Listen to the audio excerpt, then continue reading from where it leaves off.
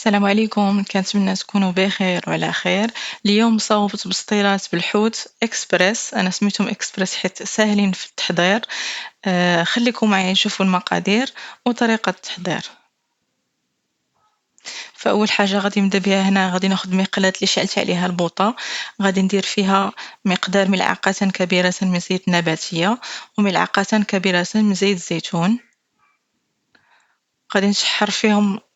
غادي اول حاجه نبدا بها هي الشرموله، هي عندي قزبر ومأنوس اللي قطعته مع ربع حامضه مصيره قطعتها مربعات، خليتها بهذاك الماء ديالها.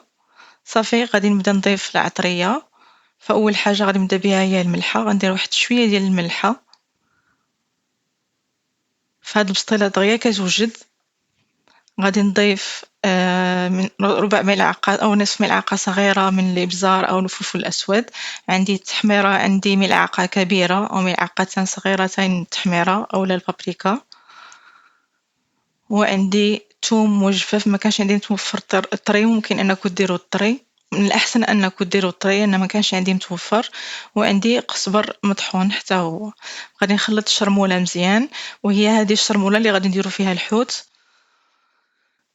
في دقة واحدة. ما غاديش نفرقوا ما بين الحوت، ما غاديش نديروا كريفيت بوحدو والكالامار بوحدو، ولكن غنديروا فواكه البحر كلها مرة واحدة. انا عندي هنايا فواكه مشكلة، عندي فيها القمرون وعندي فيها الكريفيت وعندي فيها ليمول او بوزروق. صافي كانت تشحرت الشرمولة، غادي نضيف عليها الحوت مرة واحدة، ما غاديش نفرق ما بين الحوت، نديرو مرة واحدة. وغادي نخليه يتقلى باش يتشرب هذيك الشرمولة ديالو. غادي نخليه يتقلى مزيان. غادي نضيف هنا شامبينيون اللي صفيتو من الماء، هو مقطع ديجا مقطع. ممكن الا ما بغيتوش يبان شامبينيون في الحشو، ممكن انكم تقطعوه مربعات صغيره. ممكن انكم تزيدوا حتى الزيتون الاخضر الا بغيتو، انا استغنيت على الزيتون الاخضر. صافي غادي نخلط المقادير كلها مره واحده. وهنا غادي نصفي هاد الحشوه، غادي نصفيها نديرها في صفايه باش تقطر من الماء ديالها. وغادي ناخذ المقله مره اخرى،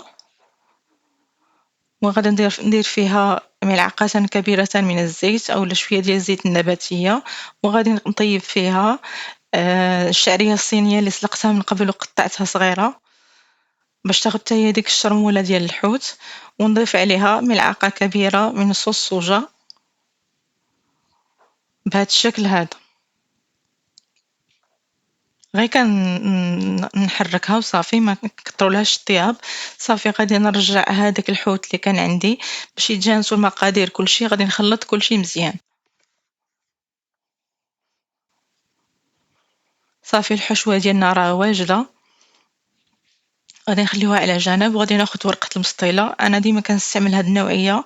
غادي نحاول انني ندهنهم كاملين مرة واحدة، نفرقهم وحدة على وحدة وندهنهم مرة واحدة باش تسهل عليا عملية زعما العملية ديال العمارة ديال البسطيلة بهذا الشكل هذا. غادي ناخذ واحد زلافة صغيرة فاش غادي ندير فيها الورقة باش تعطيني داك الشكل الدائري.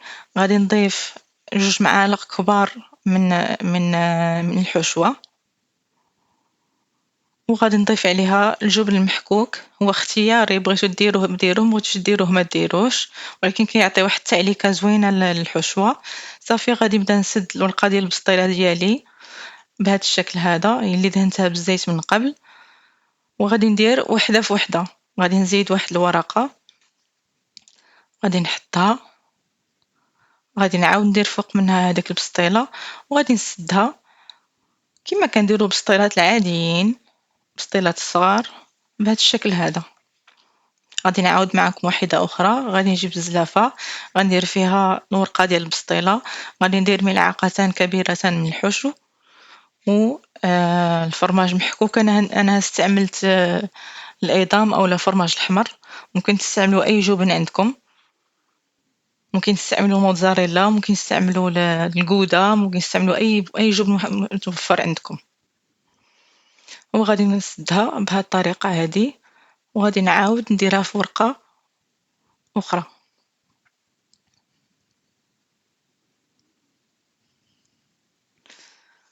غادي نستمر حتى نكمل الحشوة ديالي.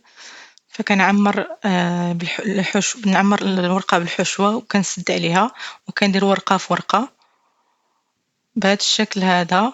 غادي نستمر حتى نسالي كلشي. هنا سرعت الفيديو باش ما نطولش عليكم. صافي كنجمعها وكندير وحدة في وحدة، كندهن بالزيت وكندير وحدة في وحدة بهذا الشكل هذا. انا هاد الكميه عطاتني 9 ديال البسطيلات.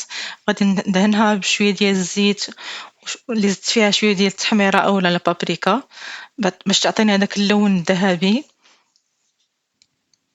صافي غادي ندهنهم كاملين وغادي ندخلهم على فرن مسخن على درجه حراره 180. انا طيبتهم مده 40 دقيقه، يعني دغيا كيطيبوا الحشوه طيبه كلشي طيب، غير الورقه اللي خاصها تقرمش وخاصها طيب. صافي كندهن كلشي مره واحده وغادي ندخلها للفران. البسطيله ديالي من بعد ما وجدتها هي هادي. كنتمنى ان الوصفه تكون نالت اعجابكم. نتلاقاو ان شاء الله في فيديو جديد باذن الله.